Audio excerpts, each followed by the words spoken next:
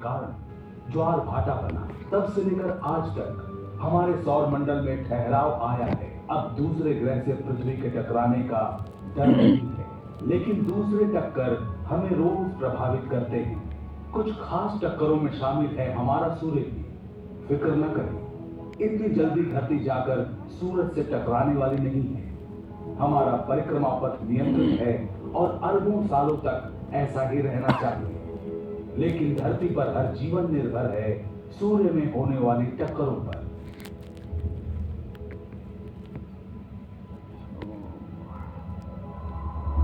सूर्य एक नक्षत्र है, रात को दिखने वाले दूसरे तारों जैसा।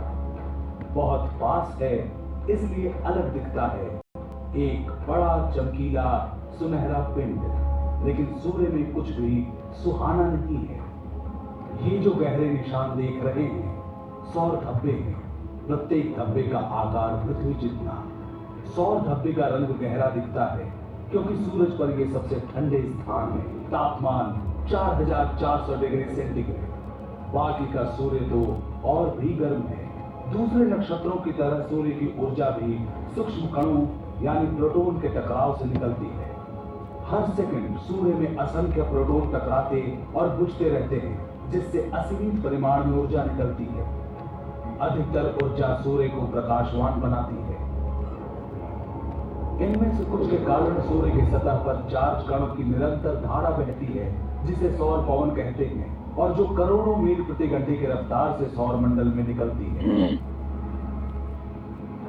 या कम अंतराल और तीव्र गति वाली सौर आंधी जो कणों को महाकाश में उड़ा देती है। अभी हम नासा के उपग्रह द्वारा खींची गई सौर आंधी की सच्ची तस्वीरें देख रहे हैं। उसे स्थिर देखा।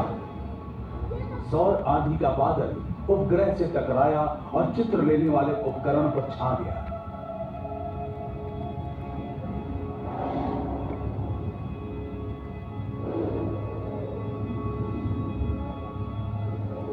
सौर पवन का झोंका हर दिन हर पल सौर मंडल के ग्रहों के पार जाता है।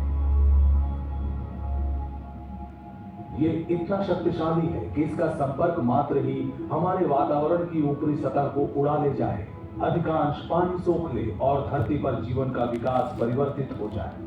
लेकिन खुशकिस्मती से धरती की सुरक्षा करता है एक अदृश्य कुदरती कवच। अभी आप जो देख रहे हैं वो पृथ्वी के चुंबकीय क्षेत्र का काल्पनिक चित्र है। धरती के लौ अंतर्भाग के कारण हमारी धरती विशाल चुंबक की भांति काम करती है। कुछ चीजों को आकर्षित, कुछ को विकर्षित करती है। ये कवच सौर पवन से धरती को बचाता है, लेकिन कुछ कण इस चुंबकीय बाधा को पार कर जाते हैं और पहुंच जाते हैं उत्तरी तथा दक्षिणी ध्रुवों पर। परिणाम देखने लायक होता है। शानदार जगमगाते रंगीन पर्दे, इसे कहते हैं ध्रुवीय ज्योति। सौर पवन और सौर आंधी से निकले आवेशित कण जब धरती के ऊपरी वातावरण से टकराते हैं, तब वातावरण में मौजूद गैस आलोकित हो उठते हैं। ये है इंटरनेशनल स्पेस स्टेशन, जो 400 किलोमीटर की ऊंचाई से धरती की निचली कक्षा में परिक्रमा करता है। महाकाश में जाकर ध्रुवीय ज्योति को देखने वाले कम ही हैं।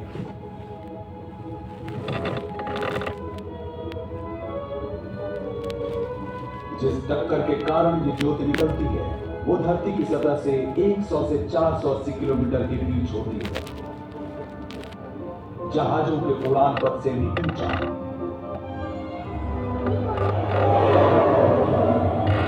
और होता है हमारी धरती का सबसे अनोखा प्रकाश उत्सव।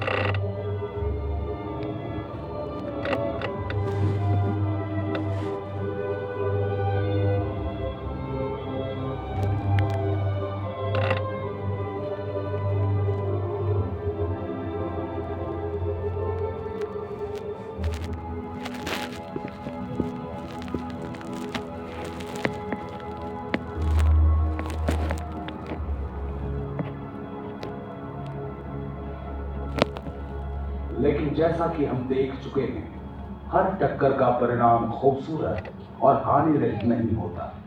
उनमें से एक के कारण अविस्मरणीय घटना हुई और धरती पर जीवन का क्रम बदल गया। इसकी शुरुआत हुई वहां जहां एस्टेरॉयड सूर्य की परिक्रमा करते हैं। सौर मंडल के प्रारंभिक 20-30 लाख वर्षों में जब ग्रह बन रहे थे, तब जो चट्टान और धातु के टुकड़े छूट गए, उनसे बने एस्टेरॉयड। ज्यादातर एस्टेरॉयड दिखाई देने वाले कक्ष में घूमते हैं, जो स्थित है मंगल और बृहस्पति के बीच। कुछ और भी करीब हो सकते हैं। किसी भी साल लाखों में एक मौका हो सकता है कि एस्टेरॉयड धरती से टकराएगा, लेकिन 6.5 करोड़ साल पहले एक टकराया था।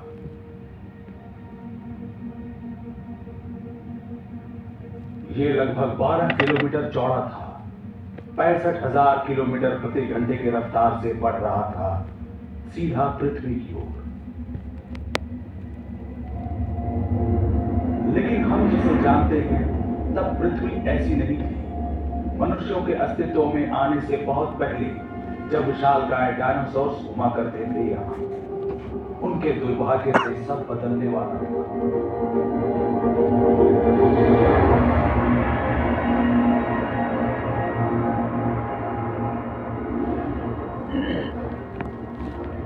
आज जहां मेक्सिको है, यह एस्टेरॉयड वहां टकराया, आग का गोला फूटा, जहां तक नजर जा सकती सब कुछ जलकर राख हो गया। धरती और चट्टानों के टुकड़े भाप बनकर अंतरिक्ष में उड़ गए। जब इन धातुओं की वापस बारिश हुई, वातावरण गर्म हो गया। प्रज्वलित मलबा धरती से आकर टकराता रहा, बार बार। हर चीज जिसमें आग लग सकती थी वो जल गई।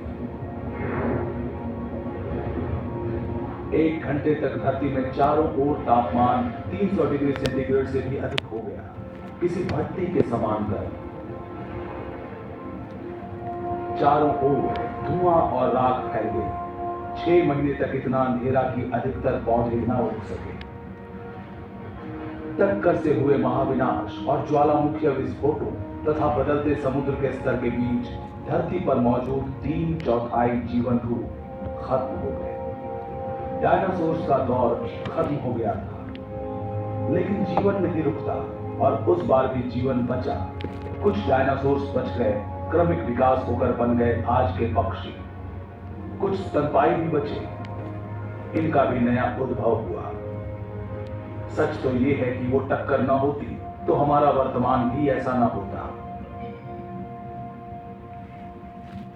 क्या ऐसी टक्कर फिर से हो सकती है? एस्टेरॉयड अभी भी है। अगर कोई एक सामने आ जाए तो हम क्या करेंगे? इन्हें उड़ा देना कारगर नहीं, छोटी चट्टानों का झुंड टूट पड़ेगा हम पर। लेकिन वैज्ञानिक सालों से इन एस्टेरॉयड के अध्ययन और निरीक्षण में लगे हैं। उन्होंने सुझाया है सरल उपाय। गुरुत्वाकर्षण बल का प्रयोग कर हम उनका रास्ता बदल सकते हैं। ये कुछ इस प्रकार काम करेगा। अगर आप एक स्पेसक्राफ्ट को एस्टेरॉयड के पास से उड़ाएं, तो स्पेसक्राफ्ट का लघु गुरुत्वाकर्षण भी एस्टेरॉयड को थोड़ा ही सही खींचकर उसके गतिपथ को बदल सकता है। सालों लग सकते हैं, लेकिन धीरे धीरे एस्टेरॉयड दूसरे गतिपथ में चला जाएगा और क्रमशः पृथ्वी से सैकड़ों मील दूर चला जाएगा।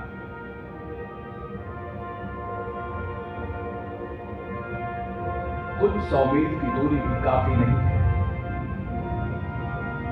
लेकिन हमारी सुरक्षा के लिए पर्याप्त है।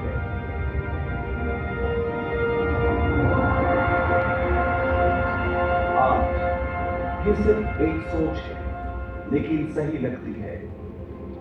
वैज्ञानिक कहते हैं हमारे लिए यही सर्वश्रेष्ठ उपाय है। किसी दिन आप में से कोई एक और बेहतर उपाय सोच लेगा, जो महाकाश के इन अजूबों से धरती की सुरक्षा कर पाएगा। हम जानते हैं कि एक टक्कर से चंद्रमा का जन्म हुआ और वो टक्कर आज हर रोज सूर्य को ईंधन देता है। हमने देखा टक्कर ने डायनासोर्स को खत्म कर दिया। हमने सीखा हम कैसे गुरुत्वाकर्षण के प्रयोग से अपना भविष्य सुरक्षित कर सकते हैं। सब कुछ यहीं पर घटित हुआ, पास के महाकाश में।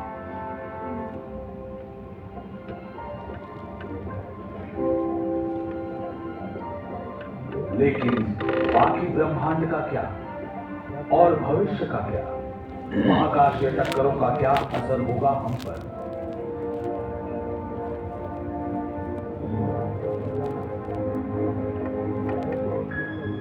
हम आकाश गंगा से आगे बढ़ते हैं जो हमारे सौर मंडल का घर है। ये आकाश गंगा हजारों अरबों नक्षत्रों और खरबों दूसरे ग्रहों का साथ साथ गैस और धूल के विशाल समूहों का भी घर है।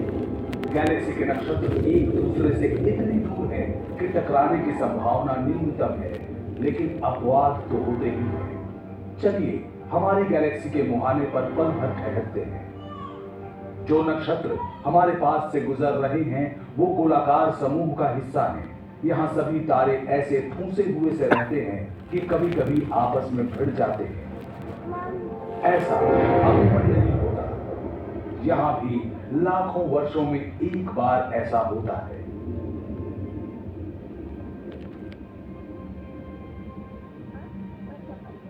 चलिए हम आकाश गंगा से निकलते हैं और जल्दी से पूर्वालोकन करते हैं कि हमारी गैलेक्सी, हमारे ब्रह्मांड के भविष्य में क्या है।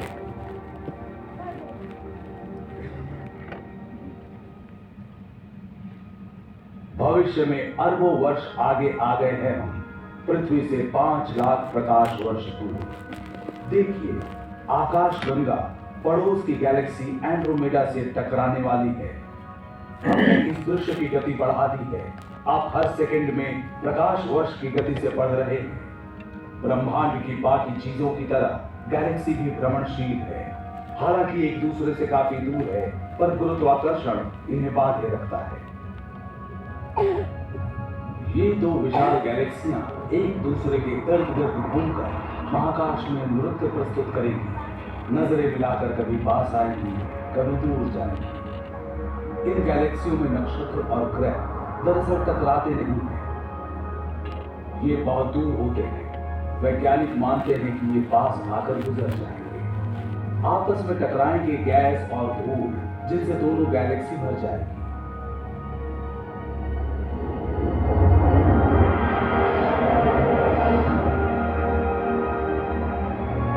और ये टक्कर के कारण जन्मेंगे अनगिनत नक्षत्र और ग्रह। होगा ये कि आज से अरबों वर्ष बाद आकाश गंगा और एंड्रोमेडा मिलकर नई विशाल गैलेक्सी बन जाएंगी। गैलेक्सी की टक्करें उनके जीवन की सामान्य बात है। सच तो ये है कि हमारी गैलेक्सी भी दूसरी छोटी गैलेक्सियों की टक्कर से बनी है। इन टक्करों के बिना आकाश गंगा का अस्तित्व नहीं होता और शायद हम भी नहीं होते।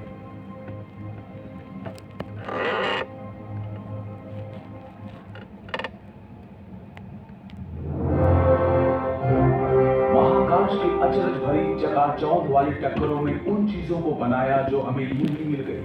चमकता चांद, सूर्य की गर्मी और प्रकाश, बदलती ऋतुएं, किनारों को छूकर भागती सागर की लहरें। इन टक्करों ने डायनासोर्स को खत्म किया, ब्रह्मांड का नक्शा बदल दिया, गैलेक्सियों को फिर से गढ़ा, नए सितारों, नई दुनियाओं को जन्म दिया। निरंतर विकसित हो रहे विशाल ब्रह्मांड का क्षुद्रतम हिस्सा है। कभी लगता है एक छोटे सफर के राही है, लेकिन हम खोज पर निकले हैं निरंतर बदलते ब्रह्मांड को समझने की कोशिश में। और कुछ नहीं पता कि टकरावों के चलते बनते बिगड़ते इस ब्रह्मांड में हमारी अदम्य जिज्ञासा के कारण अगली बार किस सच से टकराएंगे हम।